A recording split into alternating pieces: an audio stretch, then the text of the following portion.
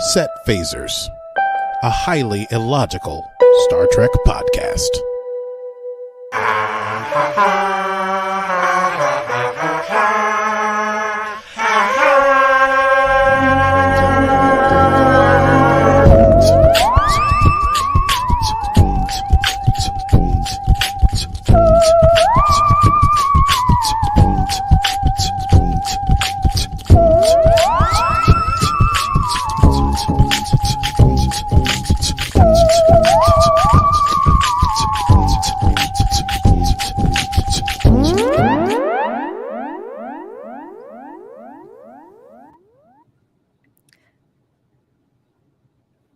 Oops. Hello, Aki. Oh, hello, Stevie. How Ta-da. are you? Ta-da. I'm marvelous. It's in the high 80s, I would assume, here in Austin, Texas, where I am currently. Very nice. And how are you? I'm well, thank you. I'm very well. Had a nice weekend. Looking forward to more Star Trek, more Trekky things. Should we do things? Let's do Star Trek Reflections, Double Trouble episode. I'm tired Star of Trek.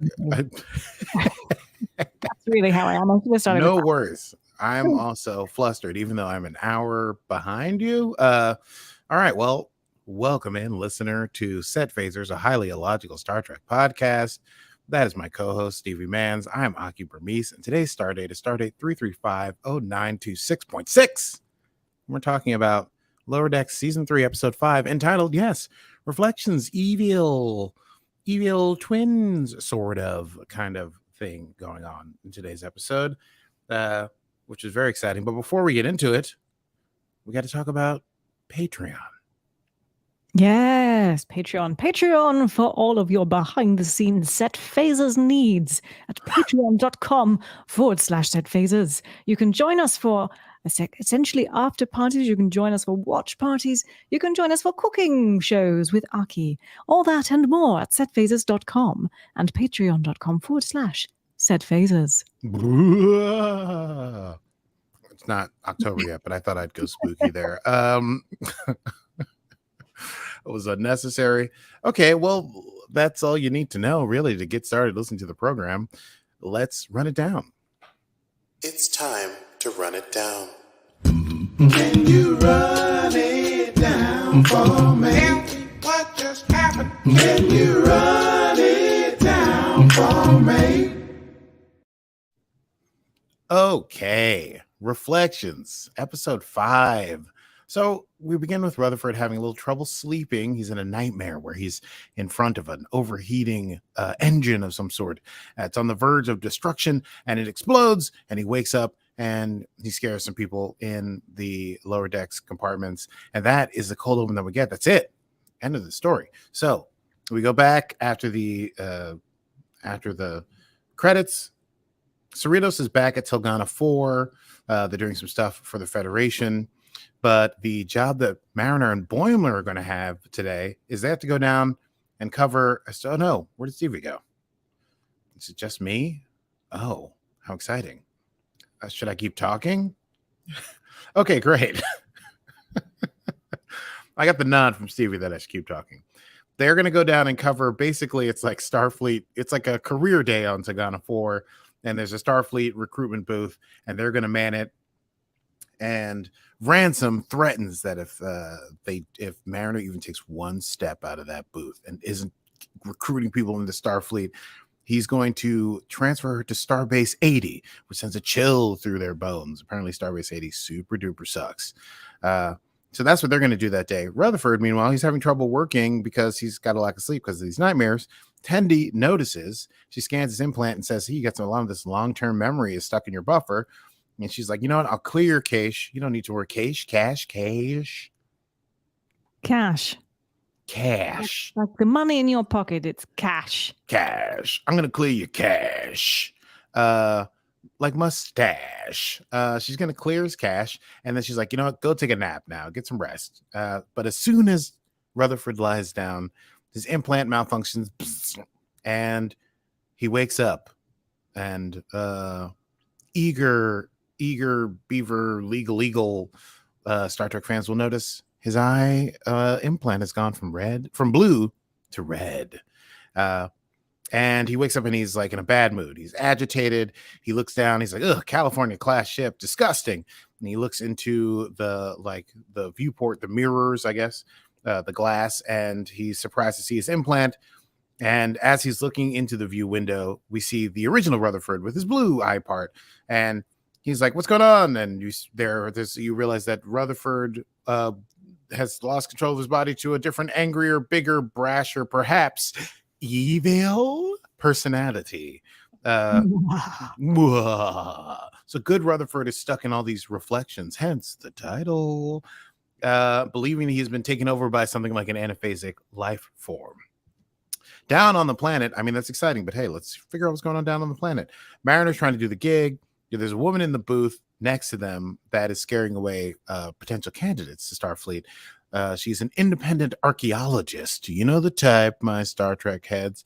And she's telling candidates that they'll be bored. They're going to have to go through a lot of work. It's like a bunch of bureaucracy. And also, you're going to get assimilated by the Borg, which, incidentally, my computer autocorrected to Word. You're going to get assimilated by the Word, which sounds like an album title. You're going to be assimilated by Microsoft 365 Word app. 365 Word. I would love to put out a spoken word album called Assimilated by the Word. It's a shame they didn't capitalize on that whole Word thing. Like, that would have been funny.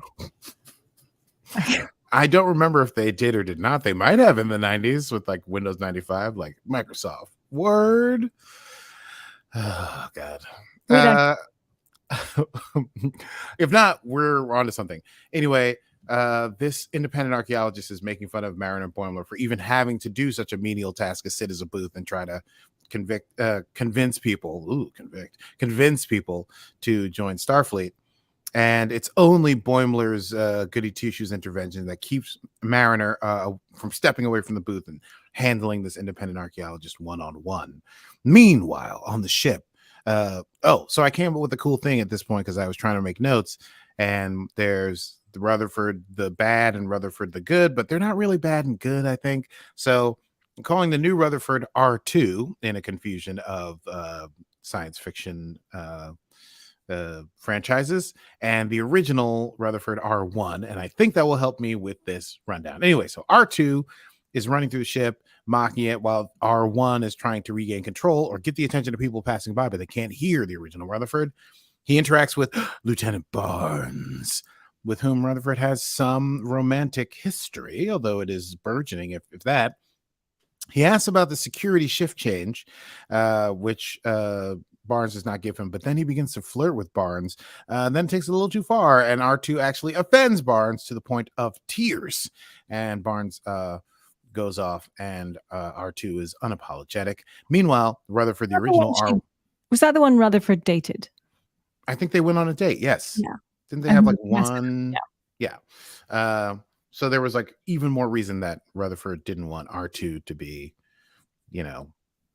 playing Lothario with Lieutenant Barnes.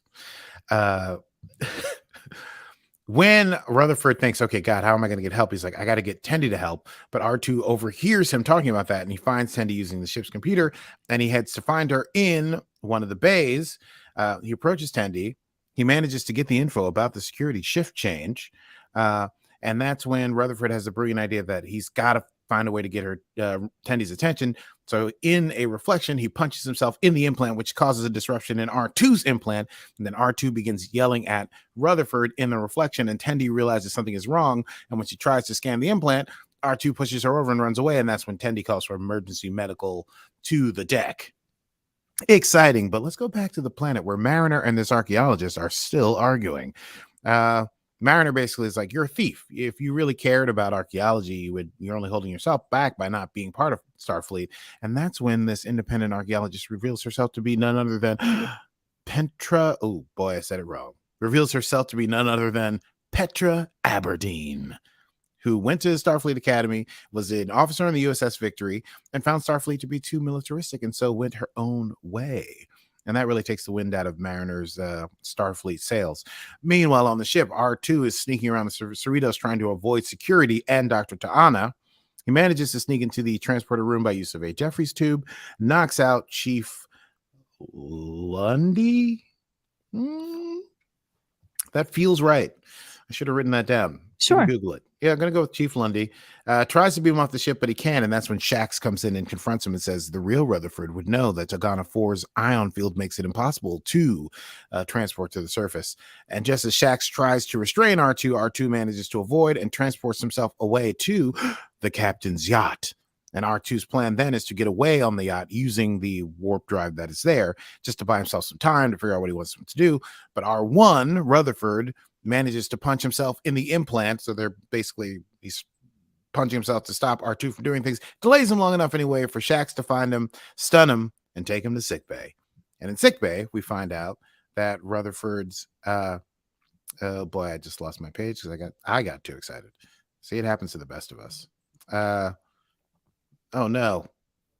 Oh, yes. There's no sign of anaphasic life. This is just Rutherford's personality from 10 years ago before he got the implant. And the two are sort of living in Rutherford's mind, and we don't know who's going to wake up in control of the body. That is when we enter the Rutherford mindscape.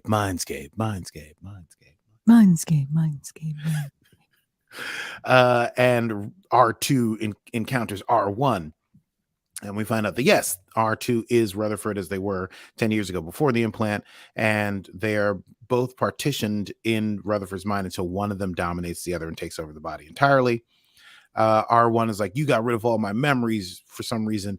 And R2 is like, R1, and Rutherford's like, what are you talking about? I didn't get rid of my memories. And R2 is like, you sure did. Let me show you some memories I have.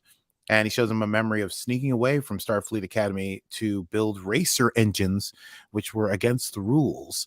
And it was in the building of one of those super fast, super cool, super sleek engines that Rutherford got injured and got the implant. And then there's a memory of Doctor speaking above him as he's being operated on, saying that they're going to remove his memories to put the implant in.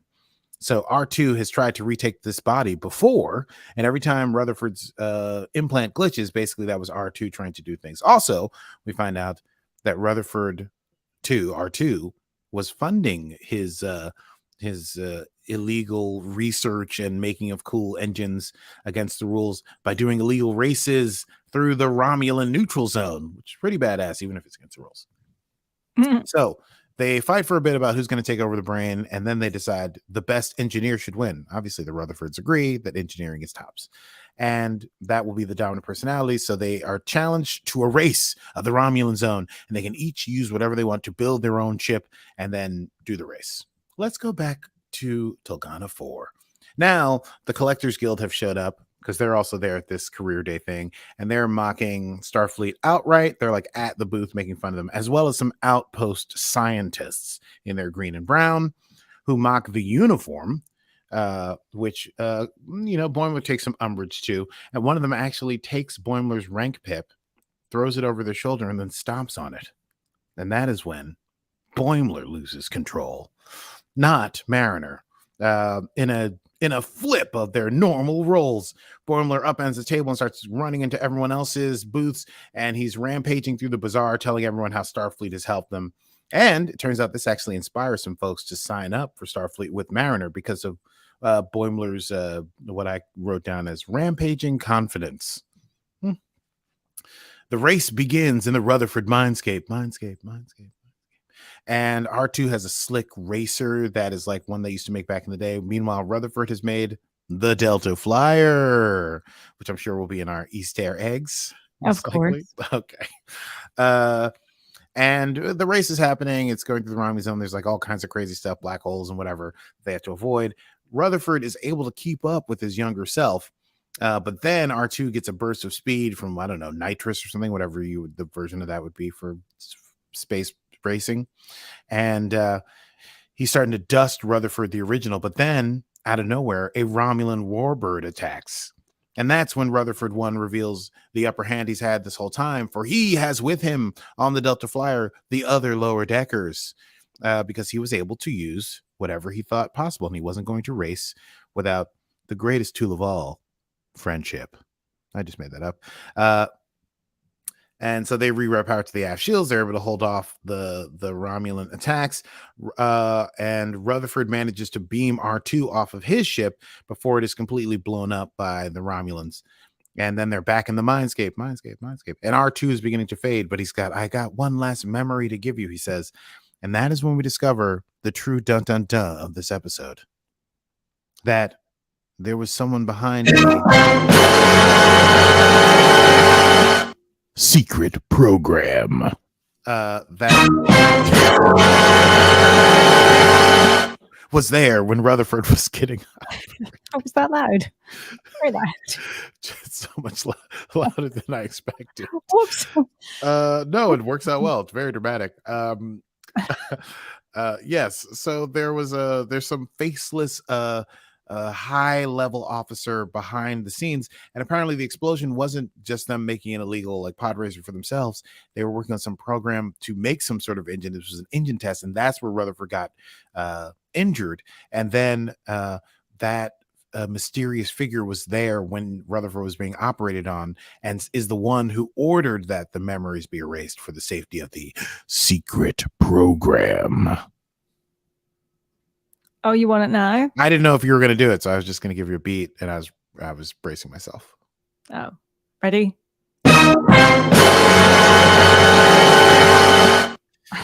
Whew, it really is bracing. It's like jumping into cold water.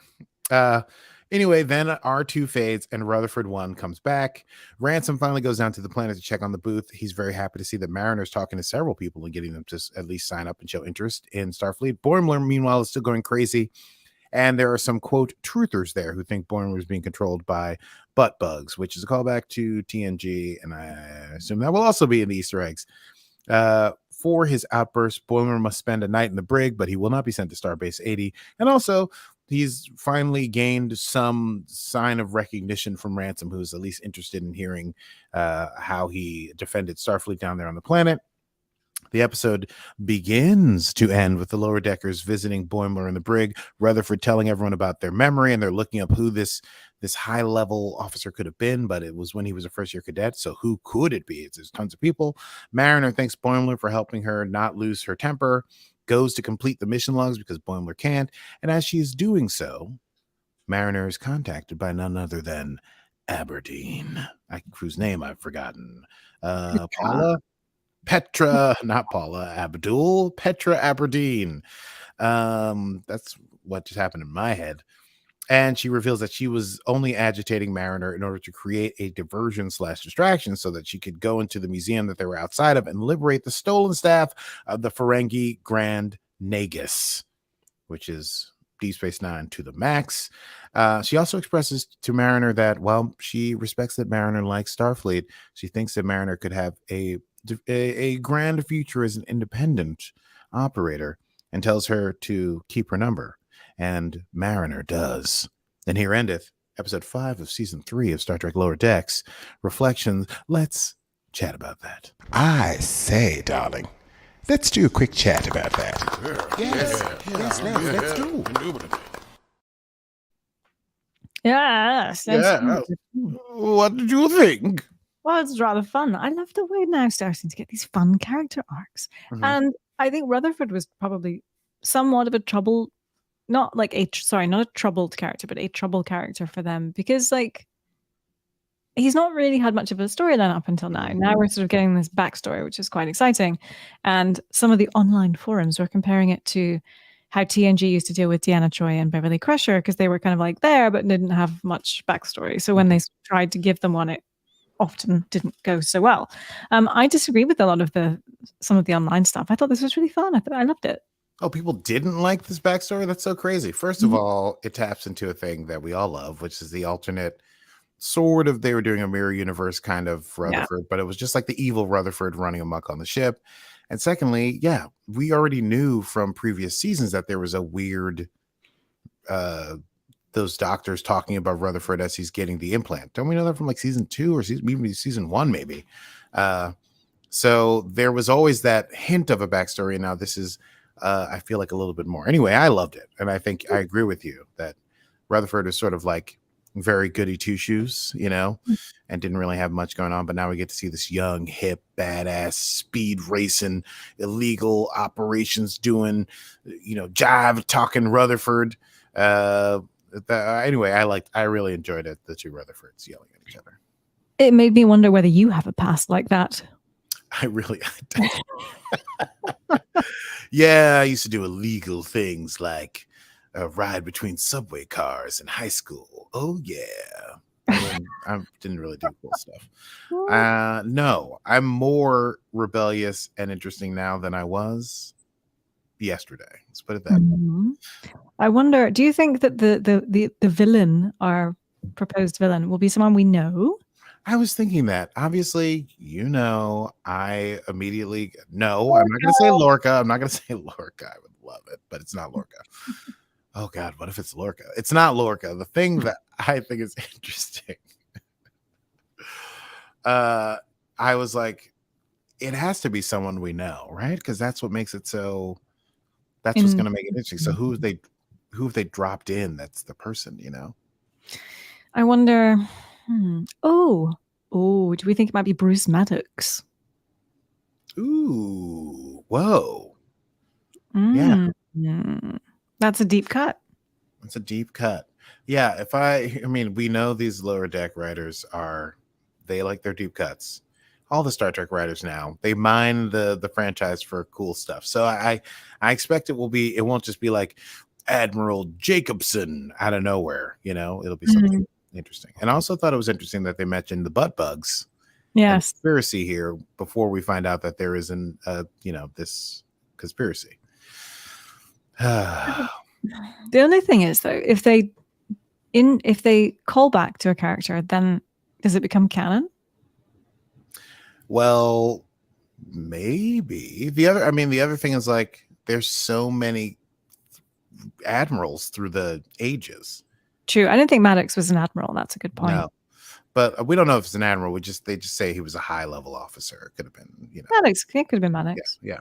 I mean, it wasn't that high up. Anyway. And I do feel like Pike. Pike was not an important character before Discovery made him Christopher Pike. He was like a one-off. That whole story, they made it into a whole thing. So this could be another thing. Like if they find the right character, they can make something cool happen. No, hang on, take that back. Pike became a big character in the new movies. Yes, but different kind of Pike though. Oh, alternative Pike. Well, oh boy, this is so nerdy. I feel like you are baiting me to be a Yes, I am. Well, the Kelvin universe Pike is more of a father figure to Kirk in those movies, and this Pike has less of that father figure thing going on. The original Pike is a mystery, and then in Discovery they sort of reboot him as, yes, he was the captain of the Enterprise, but we didn't think he was a captain of note. But obviously he would have been if he was captain of the Enterprise. Anyway, Discovery created like a whole new backstory for this Pike that is independent of James T. Kirk. Is what I'm saying. Okay. And with that, I pushed you into Kapla corner, or you really did, and I was trying to resist it. I'm teetering on the edge of Kapla today, and Stevie knows why. It's an off-air issue with my phone, but I'm doing great. And which reminds me,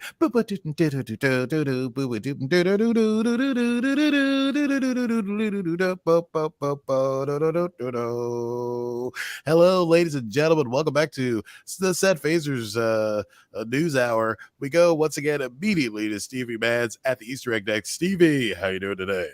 Oh, hi there, Doggy. How you doing? Lovely to be here at the Set Phasers lower decks desk. We're going with desk today. Let's say desk. Desk rather than the set, which would be a bit weird actually because they're cartoons. Anyway, lots of Easter eggs in this episode because even in the last one I was like, oh, there weren't so many, and now they've just packed them all in. Boom. This episode. Boom, here we are. So obviously we have, let's just start at the beginning. So you may have noticed, I quite like the ones that are sort of hidden in there and not like called out in the dialogue.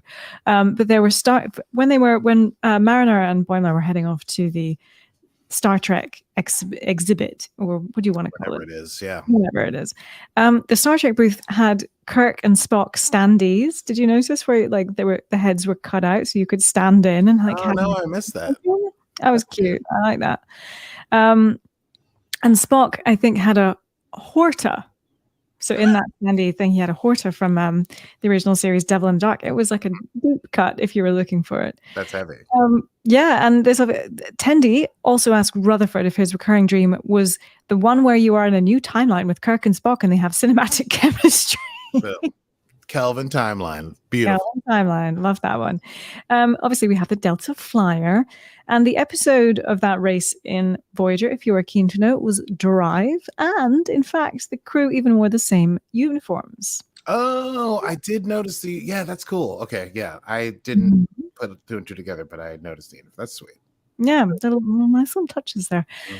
Obviously, Petra Aberdeen was a callback to Vash, Captain Picard's love interest, and independent archaeologist in some senses. Yeah, although she was British this time. By the way, she was played by Georgia King, and I wondered, do you remember that the blonde captain who was a friend of Mariner's, I think, in season 2, and she was like, "Come on, Mariner, you could be captain." I thought it was the same actress. I didn't.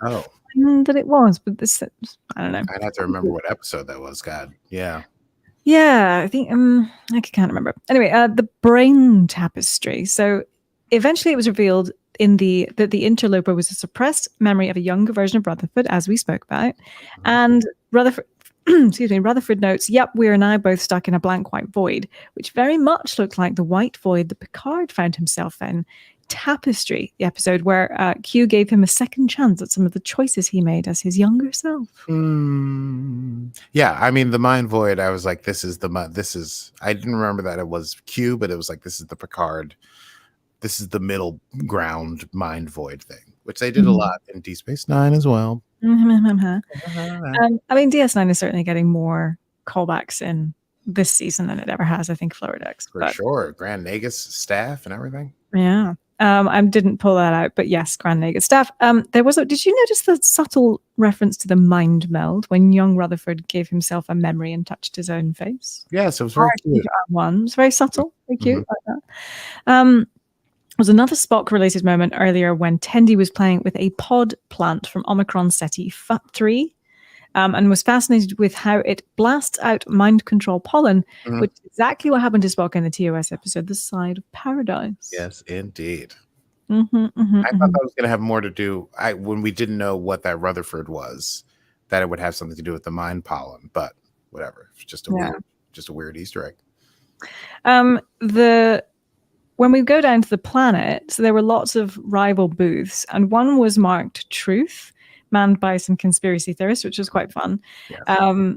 They also had some pointed questions for the Starfleeters, including, when are we going to hear about the truth about Sisko? Ooh, yeah. I mean, to the fate of Benjamin Sisko following the events of the Deep Space Nine finale. He's in the Celestial Temple. He's fine. He's fine. Yes. And then they were more on target when they asked about the parasites that crawled into Starfleet admirals' butts and took over their brain. Fucking weird episode. That was season 1, right? I feel like that was the end of season 1. Yes. That was like the last little mini arc, right? Yeah, it was. It was a horrendous episode. Like, so I don't know why they were on that episode alone, I would not have commissioned a second season. They were, but yeah, it was so goofy. It's like, we gotta fly back to Earth and shoot these admirals with butt bugs. Like literally WTF. There was also a conspiracy board with string connections, including Shax Amagato, an alien from Mulmul's planet, the one that worshipped Agimus, and Queen Paulana, Billup's mom. And finally, one of the truthers was an Arcturian from a background alien only seen in Star Trek the Motion Picture before Lower Decks. So lots of stuff.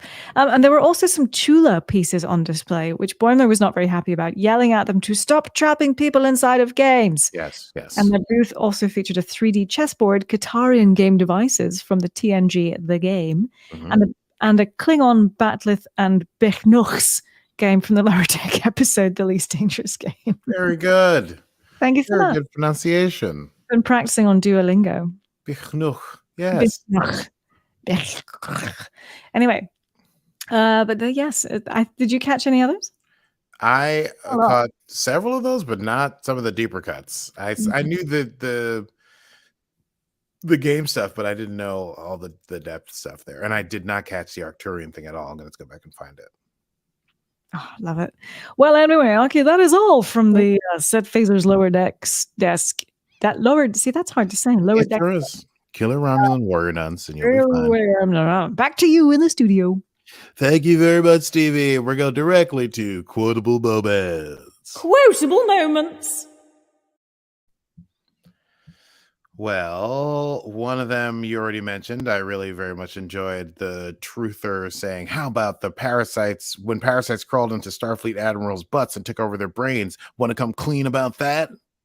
Mhm. And Boimler said it was a conspiracy, and then Mariner's like, no, actually it happened. I have a couple more. I liked Mariner when she first gets down there and they open up the booth. Maybe this is why I missed the cutouts. She says, Starfleet, get your Starfleet. Prepare yourself for Warp 10 excitement. Discover the undiscovered country. I thought that was great. Oh, that was Get your good. Starfleet. In fact, on that, or during that moment, I think she and Boimler were whinging about going down, and Boimler says, what are you going to do? And she's like, what, complain the whole time and ruin the whole experience? Yeah, that tracks. Yes. Whatever it was. And then R2. I loved his cadence. He says, you tried to erase all the memories that made us cool, but it didn't work. The brain is more complicated than that, and I kept my cool ass stored away. So blow, here I am, baby. I really like that. Bam, here I am, baby. So here I am, baby. It kept my cool ass stored away.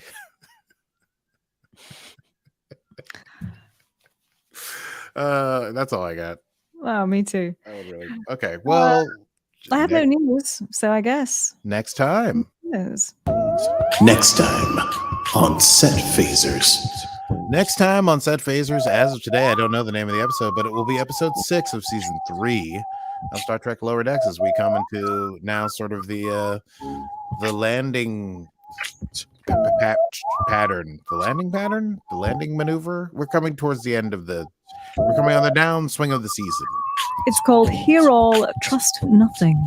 Hear all, trust nothing. Well. Hear that and hear me say, if you enjoyed listening to this episode, you can catch all other episodes of our show. You can catch a lot of Star Trek. Please do. But you can also hear Set Phasers, a highly illogical Star Trek podcast, wherever you get your podcast from. We have so many back episodes. We've covered Lower Decks, we've covered Picard, we've covered Star Trek Discovery, and we have covered the first season of Strange New Worlds, and we will cover Star Trek until there's no Star Trek left to cover. Yeah, we will. And if you want, and if you are you missing all the behind the scenes access? Well, head over to patreon.com/setphasers for all your behind the scenes needs and more. I like this interrogative beginning of and do you want to follow us on social media? We have Instagram at Set Phasers Podcast, and also Set Phasers Podcast on Facebook. Well, until next time, I am Stevie Mans. And I am Koltar when he drowned in the swamp. And this has been Set Phasers, a highly illogical Star Trek podcast. Oh. It's literally my favorite part of the show is when you do that. I feel like